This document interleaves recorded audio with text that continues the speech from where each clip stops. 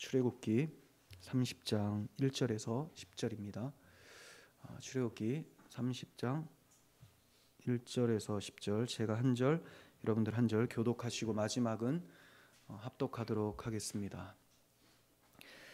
너는 분향할 제단을 만들지니 곧 조각목으로 만들되 길이가 한 규빗, 너비가 한 규빗으로 네모 반듯하게 하고 높이는 2규빗으로 하며 그 뿔을 그것과 이어지게 하고 제단 상면과 전후 좌우면과 뿔을 순금으로 싸고 주위에 금테를 두를지며 우리 둘을 만들되 그 양쪽을 만들지니 이런 제단 그 채를 조각목으로 만들고 금으로 싸고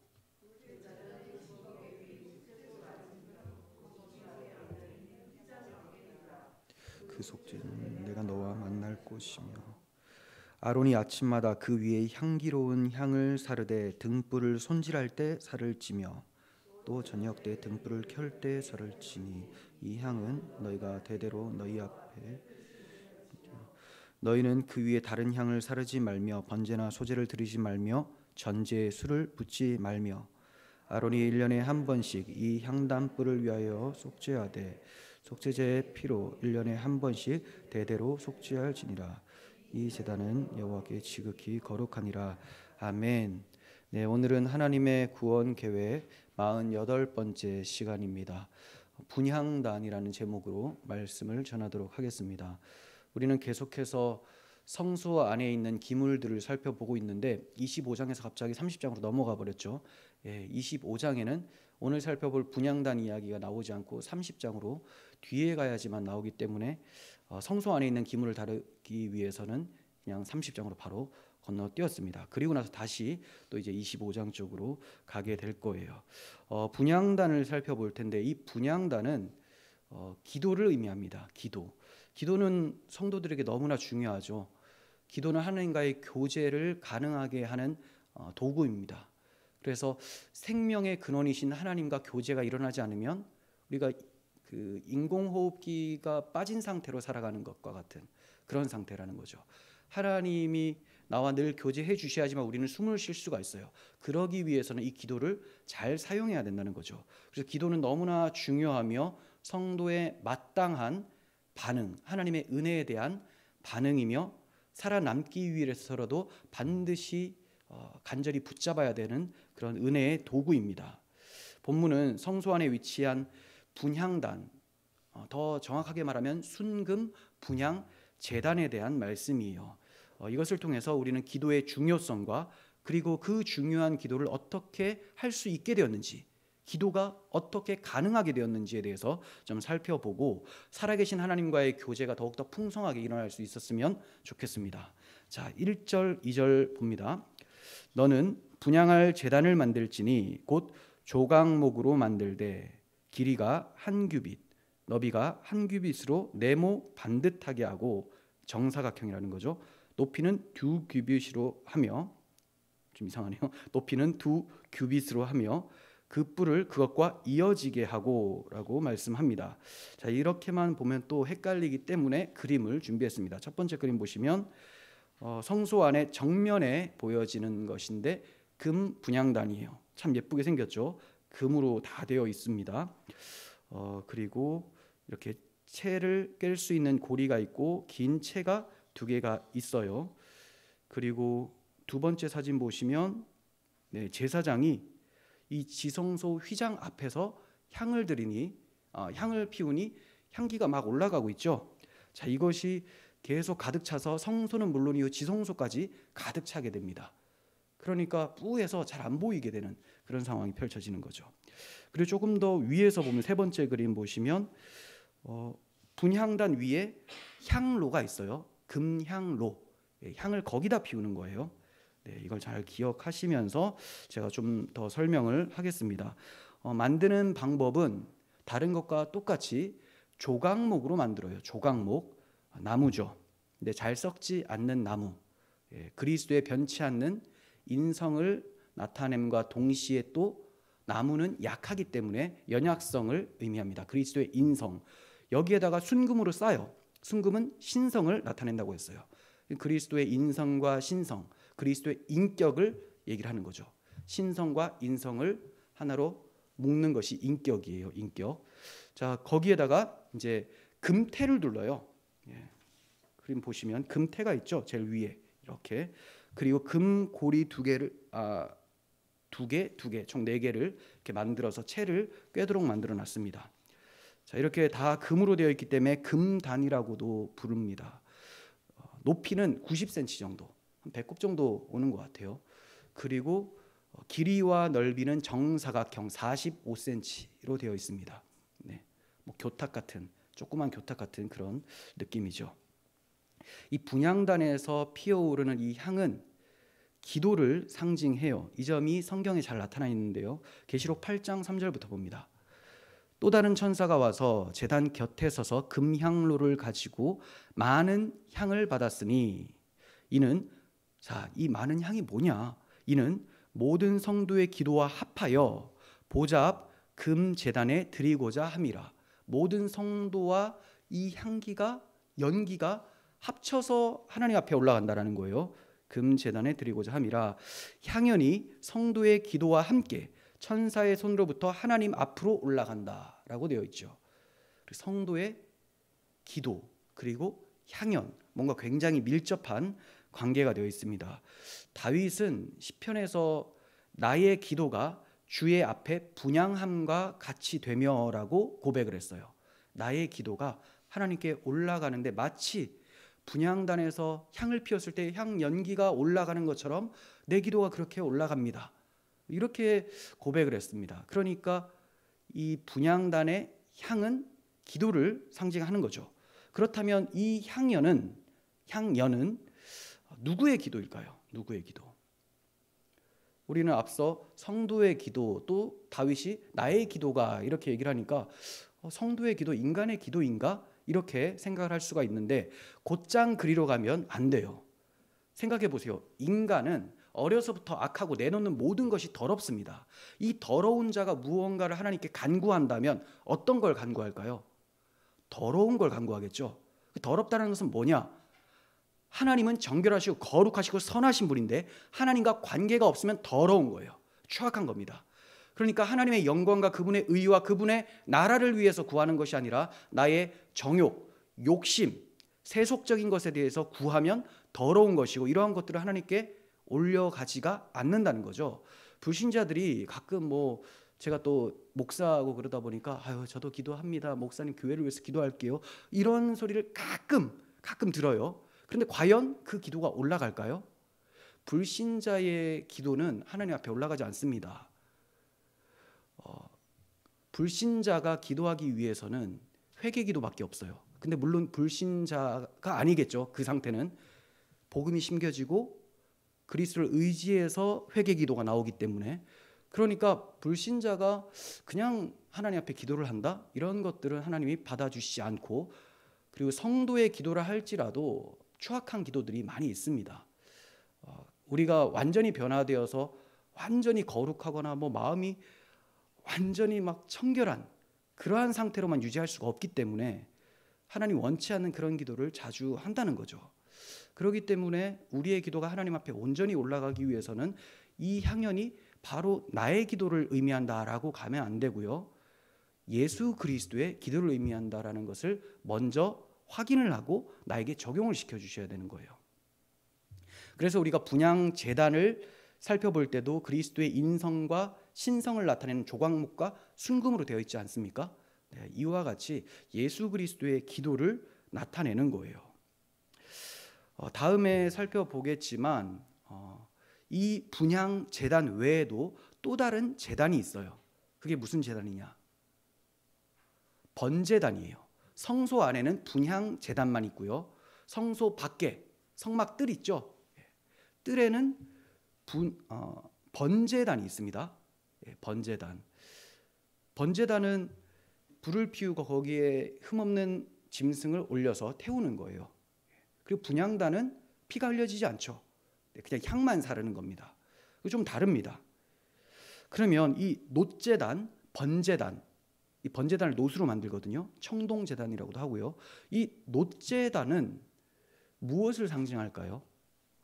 흠없는 대속 제물이 위에서 태워지는 번제단이니까 우리를 위해 우리의 죄를 대신하여 죽으신 예수 그리스도의 십자가를 의미하겠죠. 십자가의 희생이 번제단이 가지고 있는 의미예요. 다음에 또 살펴볼 겁니다. 그렇다면 분향단은 뭐냐? 분향단.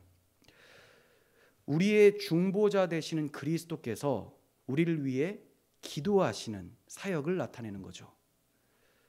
그래서 제사장이 성소로 들어갈 때 과정이 있어요. 뜰에서부터 들어가게 되는데 번제단을 통과하고요. 제사를 드리고 그리고 물두멍에서 씻어요. 정결 예식을 갖습니다. 마치 세례와 같이. 그리고 성소로 들어갑니다. 그리고 나서 분향단에서 향을 살아요. 그러니까 피는 딱 한 번 흘려지는 거죠. 번제단. 십자가를 통과하여 그리스도께서 우리를 대신하여 기도하는 내용이 분향단의 향연이에요. 이해가 되시죠?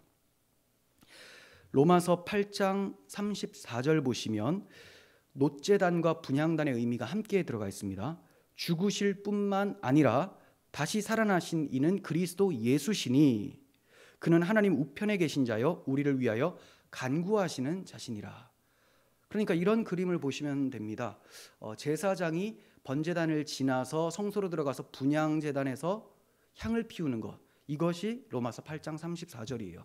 죽으시고 부활하셔서 하늘 보좌에서 우리를 위해 친히 간구하시니 그 예수 그리스도의 기도를 하나님께서 듣지 않으시겠습니까? 다 들으시죠. 번제단에서 가지고 온 불씨는 끊임없이 향단에서 향을 피우게 됩니다. 그러니까 분향단에서 향을 피울 때는 뜬금없는 불이 아니라 번제단에 있는 불을 떠다가 그 불로 피우는 거예요. 이것은 우리를 위해서 대제사장으로 하늘에서 중보하시는 주님을 모형하는 것입니다. 놋 번제단은 십자가를 모형을 하고요.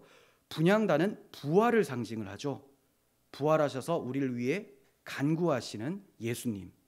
그러니까 이 두 제단을 통해서 십자가와 부활의 복음을 나타내고 있었던 것입니다. 고린도전서 15장 3절 보시면 복음이 무엇이냐? 십자가에서 죽으시고 부활하신 것까지 나타나야 되는 거예요. 내가 받은 것을 먼저 너희에게 전하였나니 이는 성경대로 그리스도께서 우리 죄를 위하여 죽으시고 장사 지낸 바 되셨다가 성경대로 사흘 만에 다시 살아나사라고 해요. 바울이 이것을 전했고 바울도 이 복음을 받았고요. 이 복음을 전했고 그리고 고린도 교인들도 이 복음을 받아서 복음의 일꾼이 되는 거예요. 십자가의 죽으심과 부활하심.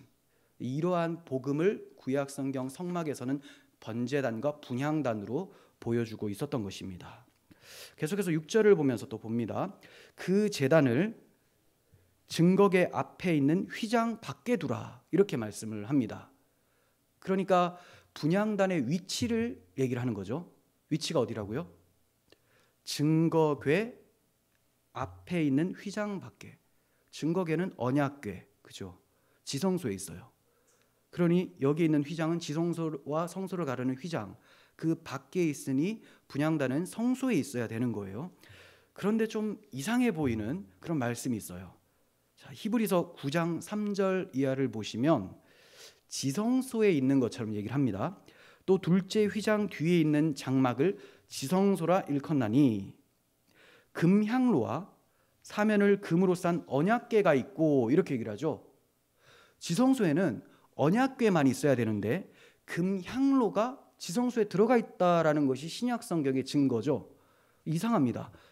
그러면 이 분향단을 지성소에 있다고 해야 되나요? 성소에 있다라고 해야 되나요? 자, 정확하게 말씀을 드리면 이 분향단은 성소에 있는 게 맞아요. 분향단은 움직이지 않습니다. 조금 더 세밀하게 보시면 분향단이 지성소에 있다가 아니라 금향로가 들어가 있죠. 향로. 그 위에 있는 주전자 같은 거 그게 들어가 있다는 거예요. 아니 그러면 얘는 왜 들어가는가? 분향단 위에 있어야 되는데 아주 가끔, 얼마나 가끔? 1년에 딱 한 번 지성소로 싹 들어가요. 그게 언제일까요? 1년에 한 번 하면 여러분들 생각나시는 대속제일이죠. 7월 10일, 7월 10일 대속제일에 들어가요. 레위기 16장 12절 보시면 향로를 가져다가 여호와 앞 제단 위에서 피운 불을 그것에 채우고, 자, 번제단에서 피운 불을 향로에다가 채워서 가져간다는 거예요. 또 곱게 간 향기로운 향을 두 손에 채워가지고 휘장 안으로 들어가서 여호와 앞에서 분향하여 향연으로 증거계 위 속죄소를 가리게 할지니 그리하면 그가 죽지 아니할 것이며.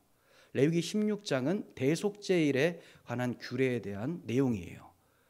대속죄일에는 향로를 가져다가 지성소 안에 들어가서 향을 피워라, 이렇게 말씀이 되어 있죠. 그러니까 대속죄일의 대제사장이 지성소에 들어가서 언약궤 앞에 서야 되는데 그냥 가면 죽어요. 그래서 향로를 가져가서 연기를 가득 차게 만드는 거죠. 이 연기가 그리스도의 중보 기도라고 했어요. 그분 때문에 죽지 않고 사역을 할 수가 있게 되는 거예요. 아니면 언약궤 앞에 탁 서면 바로 그냥 죽게 됩니다. 그래서 가득 채워서 이 제사장의 모습이 보이지 않을 정도로 연기를 채웁니다. 그러니까 비록 향로가 항상 지성소 안에 있는 건 아니지만 한 번 정도 가죠. 그래서 지성소 기물은 아니지만 지성소와 연관된 기물, 속한 기물이다라고 얘기를 할 수가 있습니다. 그런데 이 히브리서의 말씀을 조금 더 구속사적으로 접근해 보면 좋을 것 같아요. 왜 신약 성경이 히브리서 9장에서 이런 향로가 안에 들어가 있는 것을 굳이 얘기를 할까? 우리는 이걸 통해서 조금 더 지금 우리 시대 그리스도의 십자가로 인해서 성소 휘장이 찢어지고 그리고 지성소와 성소의 구별이 없어진 그 시대를 살고 있죠. 이런 우리에게 주시는 말씀으로 적용할 수가 있어야 되는 겁니다. 그러니까 대속죄일에만 지성소로 들어가서 향을 피웠었는데 이제 그 대속죄일의 모든 사역, 인류의 그 큰 죄 문제를 다 용서하시고 마치신 예수 그리스도의 십자가에서 휘장이 찢어집니다. 그리고 나서는 이제 지성소나 성소나 아무 구별이 없어요. 그래서 계시록에 보면 또 에스겔서에도 보면 성소가 네모 반듯하다라는 것이 강조가 되어 있습니다. 왜 네모 반듯하냐? 성막에 네모 반듯한 정사각형은 지성소밖에 없어요. 그런데 지성소가 모든 성막 전체를 먹어버린 거예요. 왜? 그리스도의 십자가로 휘장이 찢어졌기 때문에 이제 그 안에 다 품어버린 거죠. 그러니 성도는 항상 지성소 안에 있는 겁니다. 그래서 항상 지성소 안에서 하나님께 기도를 하는데 그 기도가 예수 그리스도의 기도와 함께 올라가게 되죠. 향연과 함께. 그래서 우리는 기도를 할 때도 지성소 하나님 보좌 앞에서 기도를 하게 되는 거예요. 이런 식으로 적용을 좀 시키면 좀 더 풍성한 은혜가 있을 거라고 생각이 됩니다. 자, 그러므로 이 향단의 향은 첫 번째는 예수 그리스도의 기도이지만 조금 더 적용을 시켜보면 그리스도와 연합된 성도들의 기도까지 포함을 하는 것이다 라고 하겠습니다. 계시록 5장 8절을 보시면 그 두루마리를 취하심에 내 생물과 24 장로들이 그 어린 양 앞에 엎드려 각각 검은 고와 향이 가득한 금 대접을 가졌으니 이 향은 성도들의 기도들이라. 정확하게 얘기를 하죠. 이 향은 성도들의 기도다.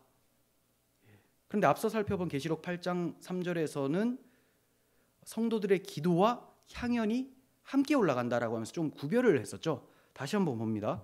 또 다른 천사가 와서 제단 곁에 서서 금향로를 가지고 많은 향을 받았으니 이는 모든 성도의 기도와 합하여 보좌 앞 금제단에 드리고자 함이라. 향연이 성도의 기도와 함께 천사의 손으로부터 하나님 앞으로 올라가는지라. 그러니 향연은 향연이고 성도의 기도는 성도의 기도인데, 그런데 이것이 구별이 될까요? 안 돼요. 향연은 그리스도의 기도인데 올라가요. 근데 성도의 기도도 막 올라갑니다. 향으로. 그럼 이게 섞이겠죠. 그리스도와 연합된 성도의 기도가 이러한 기도라는 거예요. 하나님이 받으시는 기도라는 거죠. 성도 독자적으로 하나님 앞에 올릴 수 있는 기도는 없습니다. 항상 그리스도의 기도를 통하여서 우리가 기도를 하게 되는 거예요. 성령의 말할 수 없는 탄식 때문에 우리가 말할 수 없는 탄식으로 기도를 하게 되는 겁니다. 내가 뭐 감정이 뜨거워서, 내가 뭐 굉장히 절실해서 그렇게 뜨겁게 기도하는 것이 아니라 성령께서 뜨겁게 우리를 위해 간구하시기 때문에 그 성령을 받은 우리들의 마음이 불타서 우리도 그렇게 기도를 하게 되는 것입니다. 그러니 기도를 열심히 하고 나서도 내 공로로 챙기는 것이 아니라 나를 위해 말할 수 없는 탄식으로 간구하시는 우리 성령 하나님의 역사에 찬송을 돌려야 되는 것이죠. 이게 바로 기도자의 마땅한 반응이에요. 이제 우리는 더 이상 휘장 밖에서 기도하지 않고 열려진 휘장 안, 지성소 안에서, 하나님 품 안에서 기도를 합니다. 어린 아기가 엄마 품에 안겨 있는 상태에서 엄마라고 부르는 것과 같아요. 그냥 어디 화장실에 문 닫고 앉아가지고 엄마 부르는 게 아니라는 거죠. 칸이 있는 게 아니에요. 어머니 품에 안겨서 그렇게 부르는 것처럼 우리도 하나님 품에 안겨서 기도를 하고 있는 것입니다. 히브리서 10장 19절 보시면, 그러므로 형제들아 우리가 예수의 피를 힘입어 성소에 들어갈 담력을 얻었나니 그 길은 우리를 위하여 휘장 가운데로 열어놓으신 새로운 살 길이요 휘장은 곧 그의 육체니라. 예수님이 자기의 육체로 십자가에서 육체를 찢으심으로 성소 휘장이 찢어졌습니다. 찢어졌으니 지성소 안에 언약궤가 보이죠. 속죄소 뚜껑이 보입니다. 거기 하나님의 임재가 있어요. 근데 그냥 나아가면 죽는데, 우리가 억지로 열고 들어가면 죽는데, 예수님이 자기 몸을 찢어서 열어주셨으니 이제 하나님을 진노의 하나님, 심판의 하나님으로 만나는 것이 아니라 생명의 하나님으로 만나게 되기 때문에 살 길이라고 하는 거예요. 그 길로 가서 이제 하나님을 만나 영생을 할 수 있게 되었다. 하나님 없는 인생이 죽은 인생이고 숨을 쉬었으나 산송장 같은 인생이었는데 이제 그리스도로 인하여서 살 길이 열렸고 하나님 앞에 나아가서 그 생명을 누리게 되었다. 이것을 얘기를 하고 있는 것이죠. 21절, 또 하나님의 집 다스리는 큰 제사장이 계심에 우리가 마음의 뿌림을 받아 악한 양심으로부터 벗어나고 몸은 맑은 물로 씻음을 받았으니 참 마음과 온전한 믿음으로 하나님께 나아가자. 자, 21절 다시 보시면 큰 대제사장이 계세요. 하나님의 집을 다스리는 큰 대제사장, 엄청나죠? 다스린대요. 왕입니다. 이분이 누구냐? 우리의 큰 대제사장 예수 그리스도시죠. 그런데 우리 마음에 뿌림을 받아요. 무엇을 뿌림을 받느냐? 그 대제사장 자신이 자기를 제물로 드립니다. 다른 어떠한 것을 제물로 바치는 게 아니라 자기 몸을 제단 위에 들여서 바친 거예요. 그게 앞서 봤었던 19절에 나오는 거죠. 우리가 예수의 피를 힘입어 성소에 들어갈 담력을 얻었다. 담력, 담대한 거예요. 이제는 하나님 앞에 나아가는데 두려워하지 않습니다. 그래서 우리 교회 처음 이름을 성소 담력교회로 지으려고 하다가 반대가 너무 세서 밝은빛교회로, 이거 뭐 극기훈련하는 것 같다 해서 투표로 뽑았는데 탈락. 밝은빛교회를 했습니다. 담력이 왜 생기냐? 간땡이가 왜 붙냐? 예수의 피가 있어서. 하나님 앞에 나아가는데도 간이 부었는데 세상을 보고 두려워해요? 문제가 있죠. 그럼 이게 무슨 말이냐? 하나님보다 세상이 더 크게 보인다는 거죠. 그래서 그리스도의 피를 힘입은 사람은 그냥 두려운 게 없어요. 그래서 세상이 우리들한테 뭐라고 하냐면, 저 세상이 감당치 못할 놈들, 이렇게 얘기를 하는 거예요. 그게 히브리서 11장에 나오는 표현입니다. 세상이 감당하지를 못한다. 하나님도 감당을 못하세요. 하실 수 있는데 안 하시죠. 왜냐? 자기 피로 열어주셨으니 이제 우리를 받아주시는 겁니다. 자, 그러니까 우리 마음에 뿌림을 받았다는 것은 예수의 피가 우리의 마음에 뿌려졌다는 말이죠. 그죠? 그리고 몸은 맑은 물로 씻음을 받았다는 것은 우리가 마음에 그리스도의 피가 뿌려져서 그리스도를 주로 고백을 한다면 이제 세례를 받게 되겠죠. 물로. 그것을 얘기를 합니다. 그래서 우리가 외적으로도 신앙 고백함으로 교회 일원이 되었으니 참 마음과 온전한 믿음으로 하나님 앞에 나아가자. 진실된 마음과 온전한 믿음, 고백입니다. 복음으로, 복음 믿는 그 믿음으로 나아가자. 우리가 하나님 앞에 나아가서 기도할 수 있게 된 것이 얼마나 큰 은혜인지를 여러분들이 많이 경험을 하셨으면 좋겠어요. 그러기 위해서는 또 이 은혜의 방편인 기도를 잘 사용하시고 자주 사용하셔야 되겠죠. 잘 사용하는 것도 중요하고 그리스도의 기도와 함께 가야 되는데 멋대로 기도하면 잘못 사용하는 거. 잘 사용하는 것도 중요하지만 많이 사용하는 것도 중요해요. 그런데 오늘날 기도는 잘못 사용하는데 많이 사용하죠. 또 죽기 살기로 기도를 하는데 죽을 정도로 위험한 기도를 또 많이 하죠. 안타깝습니다. 그 모든 성경의 해석은 또 모든 하나님의 은혜들은 그리스도와 연관되어서 이루어집니다. 해석도 그리스도와 연관돼서 그리고 은혜도 그리스도를 통하여서 그러니 그리스도 없이 무언가를 행하면 그것이 정말 큰 죄가 되는 거예요. 우리의 모든 기도도 은사도 복도 나라도 다 그리스도의 나라죠. 그리스도로 오는 복이고 그래서 예수 그리스도의 복음이라고 하잖아요. 성경을 이렇게 그리스도 중심적으로 보지 않으면 율법주의, 기복주의, 신비주의 별의별 자리로 다 뻗어나가게 됩니다. 항상 그리스도 안에서 그리스도 중심으로 신학하시고 신앙하시기를 바랍니다. 이처럼 지성소에 들어가서 하나님이 받으시는 기도를 드리려면 반드시 그리스도의 이름을 의지해서 기도를 해야 돼요. 다른 어떠한 것을 조금도 의지해서는 안 됩니다. 이 점을 9절이 뒷받침해 주고 있어요. 너희는 그 위에 다른 향을 사르지 말며 번제나 소제를 드리지 말며 전제의 술을 붓지 말며라고 합니다. 먼저 다른 향을 사르지 말라. 제가 앞서 그리스도의 이름 외에 다른 어떠한 것도 의지하지 말라고 했죠. 이게 이 의미입니다. 다른 향을 사르면 안 돼요. 그리스도의 기도만을 의지해야 됩니다. 그리스도의 이름으로 기도를 하셔야 돼요. 구속하신 십자가를 의지하여 기도하셔야지 자신의 열심을 내세워서 기도를 하면 악취가 됩니다.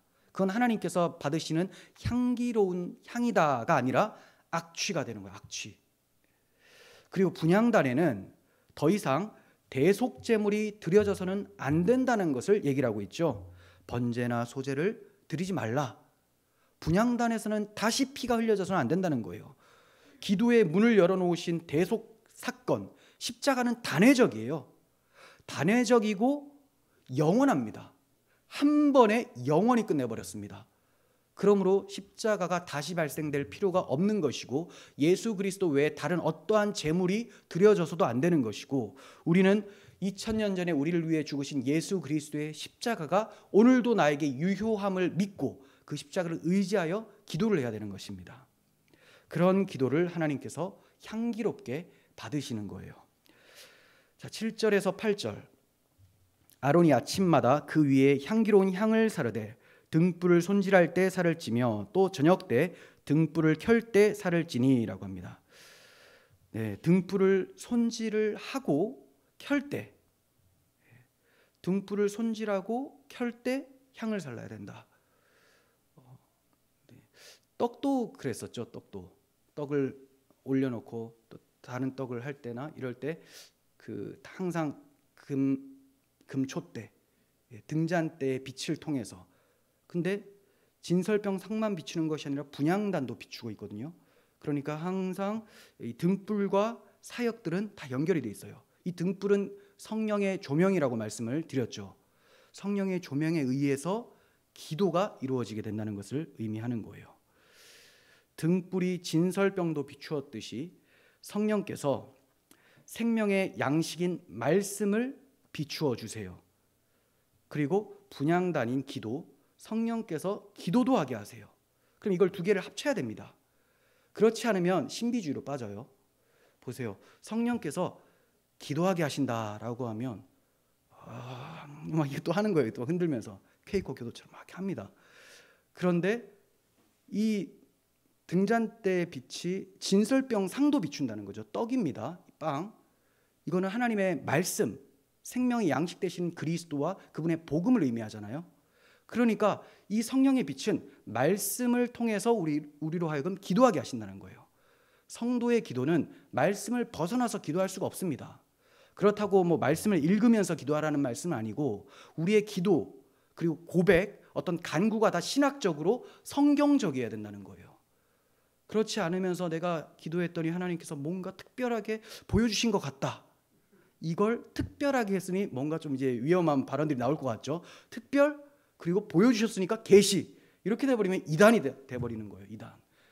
그래서 우리가 특별 계시라는 말을 잘 안 쓰고 많은 분들이 특별 계시의 형태를 띠면서도 나에게 이런 마음을 주시더라 뭐 또 이렇게 표현을 하는데, 그 정도까지 말하면 괜찮은데 계시라고 하는 순간 문제가 되죠. 계시는 성경으로 종결됐으니. 그러니까 우리의 모든 기도는 항상 말씀에 입각해서, 성경 교리에 입각해서 기도가 나와야 된다는 거예요. 유다서 1장 20절 보시면, 사랑하는 자들아 너희는 너희의 지극히 거룩한 믿음 위에 자신을 세우며 성령으로 기도하며. 둘 다 나온 겁니다. 자, 너희의 지극히 거룩한 믿음 위에, 믿음이 뭐가 거룩하다는 말입니까? 믿음이라는 것은 어떤 그 형태, 하나님께 나아가는 형태잖아요. 그죠? 도구. 그런데 이게 거룩하다는 말은 믿음 그 자체를 말하는 게 아니고요. 믿음의 내용을 얘기를 하는 거예요. 지극히 거룩한 복음입니다. 복음에 대한 믿음. 그래서 거룩해요. 복음에 대한 믿음 위에 자신을 세우는 겁니다. 복음 진리 위에. 그리고 성령으로 기도해요. 그러니 말씀과 기도를 성령을 통하여 해요. 그래서 은혜의 방편으로 말씀과 기도가 주어지는데, 이것을 사용할 수 있는 힘은 성령의 역사라는 거죠. 이게 개혁주의의 교리입니다. 자, 그래서 우리는 한쪽만 강조를 하면 절대 안 돼요. 말씀파, 나는 기도파 이러면, 말씀파라는 사람들은 교조주의에 빠져가지고 그 어떤 성경의 진리로 가는 게 아니라 신학자들이 나열한 어떤 신학 견해가 마치 절대적 진리인 것으로 착각하게 되고, 메말라가고 하나님과의 인격적 관계도 없고, 하루 종일 그냥 신학자들의 책은 보지만 성경은 안 보죠. 언제 보게 되냐? 신학자들이 언급할 때 이런 말씀이 있었어 하면서 한번 또 보는 거예요. 이런 식으로 보니 성경을 통시적으로 볼 수가 없으니 성경적 변증은 안 되고, 맨날 누구는 이렇게 말했다, 누구는 저렇게 말했다 하다가 누구 타령하다가 논쟁에서는 무너지고. 왜냐하면 성경적 근거를 댈 수가 없으니. 이거는 올바른 말씀 중심의 삶이 아닙니다. 그리고 기도파들은 또 어때요? 기도파들은 난리 나죠. 뜨거워요. 아주 막 하는데 뜨겁기만 하고 아주 위험합니다. 이 불덩어리가 여기 튀었다 저기 튀었다 하는 것처럼 아주 위험해요. 교회에서도 분쟁과 분란을 일삼는 그런 사람들이 주로 기도파들이 많죠. 기도하는 것 자체를 뭐라고 하는 게 아니에요. 나누어진 것을 얘기를 합니다. 그래서 말씀과 기도로 거룩하여져 가는 성도들은 아주 정상적으로 온전하게 장성한 분량까지 나아가게 되는데, 이게 딱 분리되는 순간 교회는 혼란이 찾아오고 메말라지거나 아니면 불똥이가 튀듯 많은 어려움들이 찾아오게 되는 것이죠. 우리들의 기도 생활은 어떤지, 우리들의 말씀 생활은 어떤지 한번 생각해 보시기를 바랍니다. 아론이 아침마다 향기로운 향을 사른다고 해요. 아침마다 상번제와 같이 항상 분향을 한다라는 거예요. 상번제, 항상 상자거든요. 항상 번제한다, 아침 저녁으로. 그러니까 상분향이죠. 상분향. 그럼 이렇게 생각해 보면 될 것 같아요. 아론은 대제사장이에요. 아침마다 들어가서 향기로운 향을 살라요. 이 말은 아론은 그냥 맨몸으로 가는 게 아니라 대제사장의 복장을 입고 갑니다. 대제사장의 이 복장은, 제가 이걸 할지 안 할지는 모르겠어요. 하나님의 구원계에 이러다가 막 몇백 편 갈 것 같아가지고 지금 좀 두려워서 빨리 가려고 하는데, 자, 대제사장의 옷은 예수 그리스도의 사역과 예수님의 의지, 사랑들이 담겨져 있는 거예요. 그래서 대제사장의 옷 가슴팍에는 흉패가 있는데 거기에 보석들이 12개가 붙어 있어요. 이렇게 붙어 있거든요. 그 보석 위에 12지파 족장들, 뭐 르벤, 시몬, 레위 이름이 쫙 적혀져 있습니다. 그리고 어깨에도 12지파 이름들이 탁탁 새겨져 있어요. 이건 뭐냐? 어깨와 가슴에 이스라엘 백성들, 자기 백성을 끌어안고 메고 하나님 예수 그리스도께서 들어가신다는 거죠. 그리고 기도를 하신다는 거예요. 우리를 위해 끝까지 신실하게 기도해 주시는 중보자를 보여주는 거죠. 그러니까 그리스도의 이 기도가 아니면 우리는 신앙생활 하다가 툭 떨어집니다. 근데 누가복음 22장에서도 예수님께서 베드로에게 내가 너의 믿음이 떨어지지 않기를 기도하였느니라 이렇게 얘기해요. 근데 베드로가 마치 믿음이 떨어져서 배신을 하죠. 그것은 예수님께서 믿음이 떨어지지 않기를이라고 했던 것은 베드로의 배신의 그 시점이 아니라 배신하고 나서 물고기 잡으러 가며 완전 투덜투덜 그냥 허망한 그런 모습을 보였을 때 그때 찾아오셔서 회복시켜 주시는, 회개 기도하며 다시 신앙 앞으로 나올 수 있게 하는 그 모습이 그리스도의 기도의 응답으로 나타났다는 겁니다. 그래서 그리스도께서 우리를 위해 기도하지 않으면 우리는 넘어질 수밖에 없어요. 그래서 대제사장이신 그리스도께서 우리를 위해 기도하실 때 그냥 홀로 기도하시는 것이 아니라 우리를 가슴에 안으시고 어깨에 메시고 들어가시는 거죠.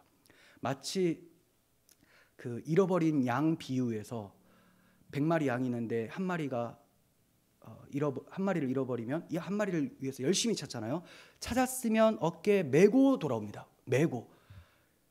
이렇게 좀 이상한 행동을 하는 사람이 어디 있어요. 양은 그냥 끌고 와야 되잖아요. 그죠? 근데 요즘에는 또 이야기가 되네요. 워낙 이제 이렇게 애견하고 이렇게 많이 키우잖아요. 근데 이 무거운 양을 메고 와요. 메고. 이게 무슨 말이냐? 우리를 찾았다. 절대 잃어버리지 않겠다는 주님의 그 의지예요. 주님의 의지.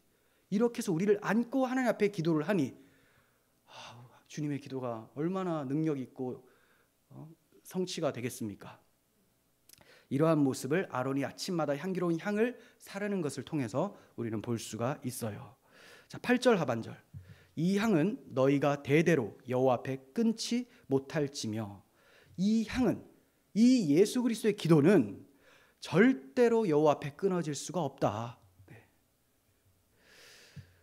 그렇다면 그리스도와 연합된 성도들의 기도는 끊어질 수 있을까요? 그리스도께서 우리를 위해 기도하시고 성령을 보내주셔서 성령께서 말할 수 없는 탄식으로 우리를 위해 간구하시니 그리스도와 연합된 성도가 기도를 안 할 수 있는가? 머리는 기도하는데 몸은 기도를 안 할 수 있는가? 그러니까 몸은 침대에 누워서 자고 있는데 머리만 툭 떨어져가지고 여기서 막 기도를 할 수 있습니까? 안 되죠. 같이 된다는 같이. 그래서 성령이 말할 수 없는 탄식이라는 것도 너무 사람들이 이걸 자기들과 분리시켜서 생각합니다.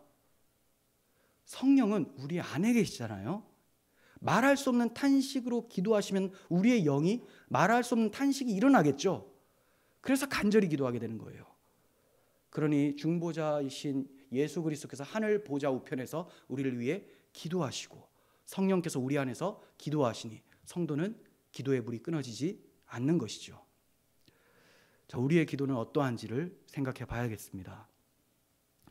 그러므로 우리가 쉬지 말고 기도해야 됩니다. 그렇기 때문에 바울이 쉬지 말고 기도하라고 얘기를 했던 거예요. 데살로니가전서 5장 16절 이하를 봅니다. 항상 기뻐하라. 쉬지 말고 기도하라. 범사에 감사하라. 이것이 그리스도 예수 안에서 너희를 향하신 하나님의 뜻이다. 하나님의 뜻이 뭐냐? 많은 사람들이 하나님의 뜻을 물어요. 하나님의 뜻이 무엇인지 잘 모르겠어요. 이것이 하나님의 뜻이다. 항상 기뻐하라. 아니 지금 제 사업이 이런데요. 하나님의 뜻이 뭔지 모르겠어요. 그 상황에서 기뻐하라. 이게 하나님의 뜻이에요. 그리고 그 상황에서 쉬지 말고 기도하라.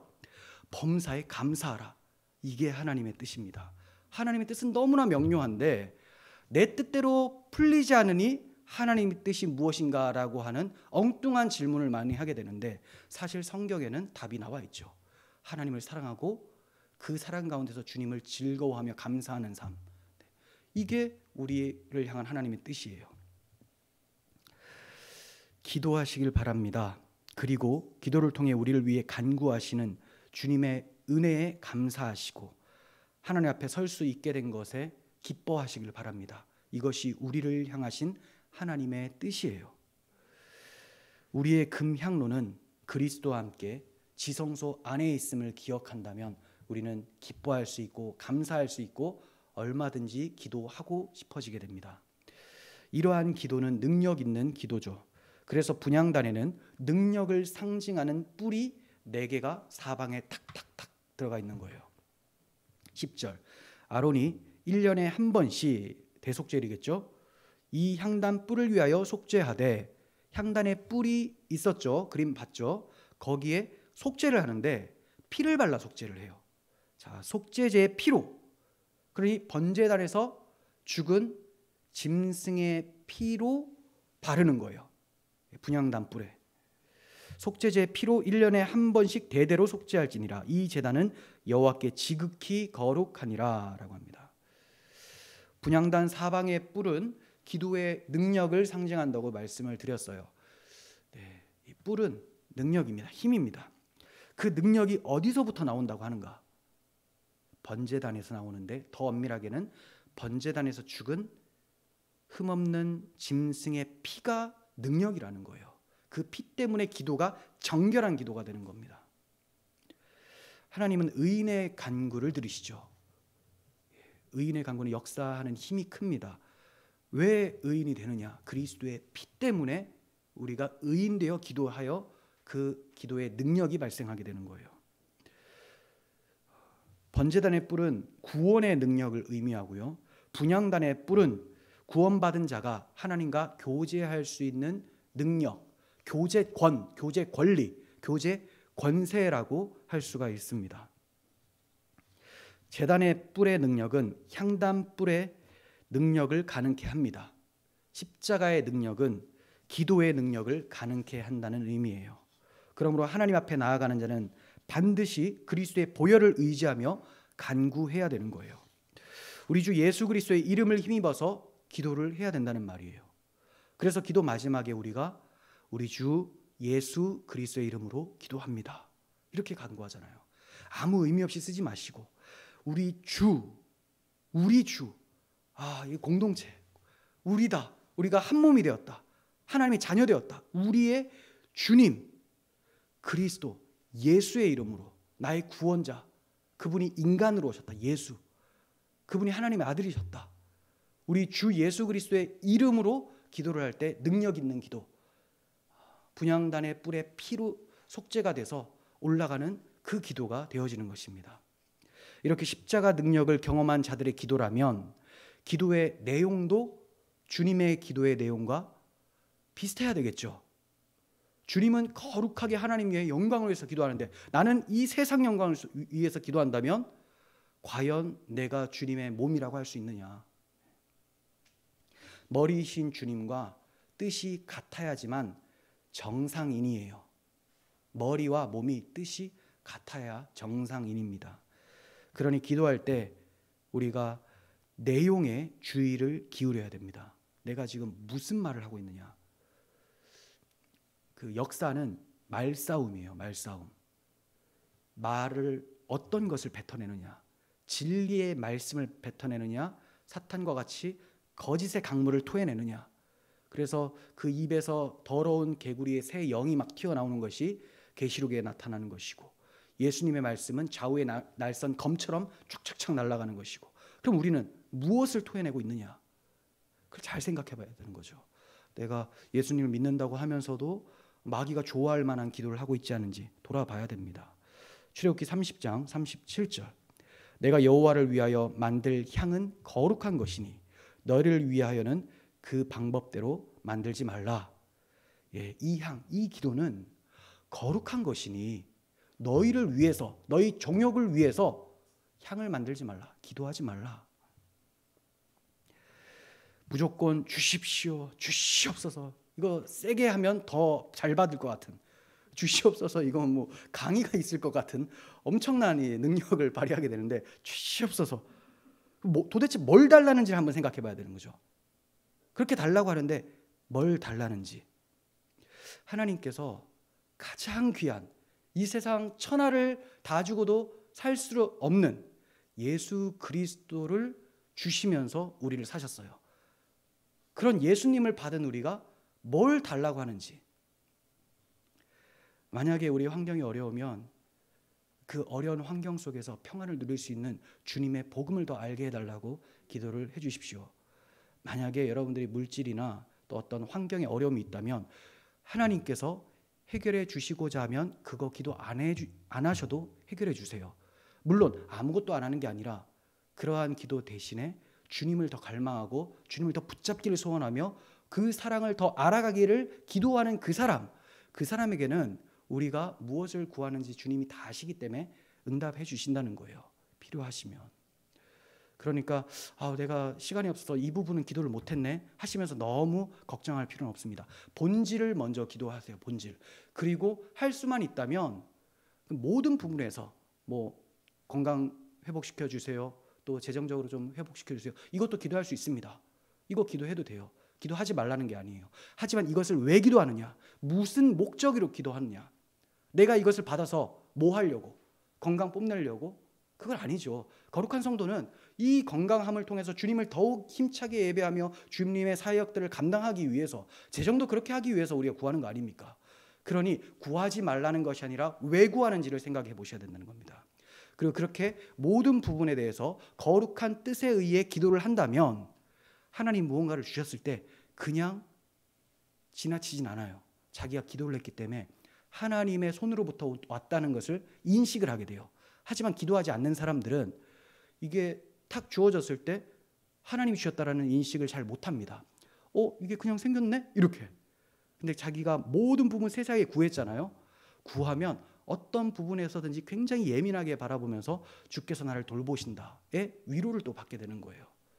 하지만 많은 기도, 정확한 기도, 이게 중요한 것이 아니라 어느 방향으로 무슨 목적으로 기도하는가, 이게 중요한 거예요. 이 기도의 본질을 놓쳐서는 안 되는 것입니다.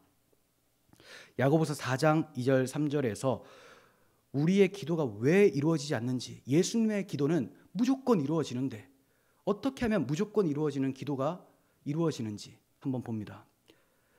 너희가 얻지 못함은 구하지 아니하기 때문이요 구하여도 받지 못함은 정욕으로 쓰려고 잘못 구하기 때문이다. 얻지 못하는 것은 구하는 것 자체를 안 해요. 아예 기도를 안 하면 아무것도 얻을 수가 없죠. 기도를 열심히 했는데도 얻지 못하는 것은 정욕으로 쓰려고 잘못 구하기 때문이다.